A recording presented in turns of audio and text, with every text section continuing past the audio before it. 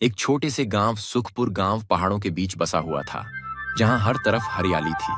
गांव में सब कुछ सामान्य था, बस एक चीज ने हर किसी का ध्यान खींचा हुआ था। गांव के बीचों बीच एक पुराना पीपल का पेड़ था।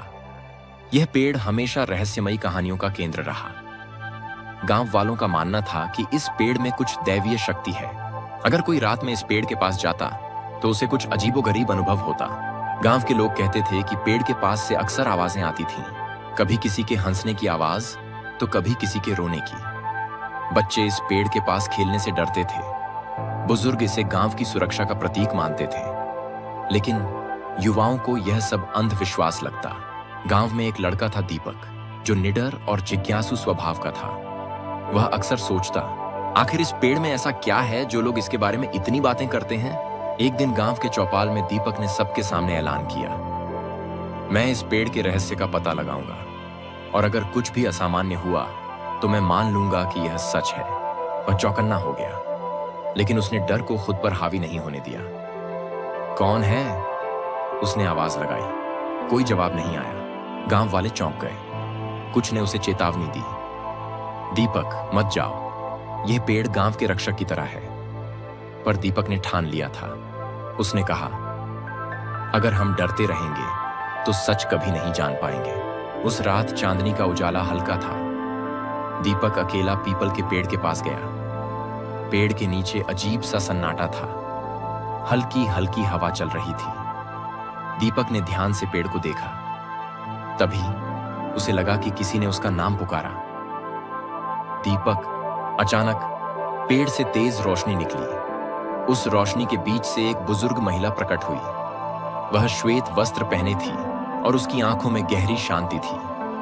दीपक स्तब्ध रह गया। उसने हिम्मत करके पूछा, आप कौन हैं? महिला ने मुस्कुराते हुए कहा, मैं इस पेड़ की आत्मा हूँ।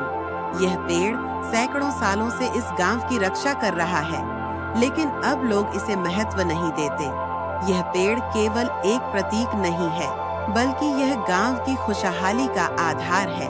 दीपक को बताया कि हर रात इस पेड़ के पास जो आवाजें सुनाई देती हैं, वह उन लोगों की हैं जिन्होंने अपनी मेहनत से इस गांव को बसाया था।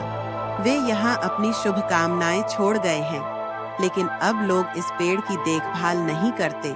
अगर यह पेड़ सूख गया तो गांव भी संकट में आ जाएगा। दीपक को एहसास हुआ कि यह केवल एक रहस्यमयी कहानी नहीं थी, यह एक संदेश था गांव वालों के लिए। अगली सुबह दीपक ने चौपाल में सबको बुलाया। उसने अपनी रात की घटना सबको बताई। शुरुआत में लोग उसकी बात पर यकीन नहीं कर पाए, लेकिन दीपक की ईमानदारी और जज्बे ने सबका दिल जीत लिया। उसने कहा, अगर हम इस पेड़ की देखभाल नहीं करेंगे तो हमारी खुशहाली भी इससे छिन जाएगी। गांव वालों ने फैसला किया कि अब से वे पेड़ की नियमित देखभाल करेंगे। उन्होंने वहां पर एक छोटी पूजा स्थली बनाई। हर कोई वहां आता और पेड़ के नीचे बैठकर अपनी समस्याओं का समाधान ढूंढता। धीरे धीरे गांव का माहौल बदलने लगा। लोग आपस में ज्यादा मिलजुल कर रहने लगे। पेड़ के नीचे बैठकर वे अपने झगड़ों को सुलझाते। गांव में खुशहाली लौट आई। दीपक को अब एहसास हुआ कि कभी कभी पुराने विश्वासों के पीछे गहरी सच्चाई छुपी होती है। कहानी हमें सिखाती है कि परंपराएं और विश्वास बेवजह नहीं होते। उनमें अक्सर हमारी भलाई का कोई छिपा संदेश होता है। जरूरत है तो बस उन्हें समझने और अपनाने की।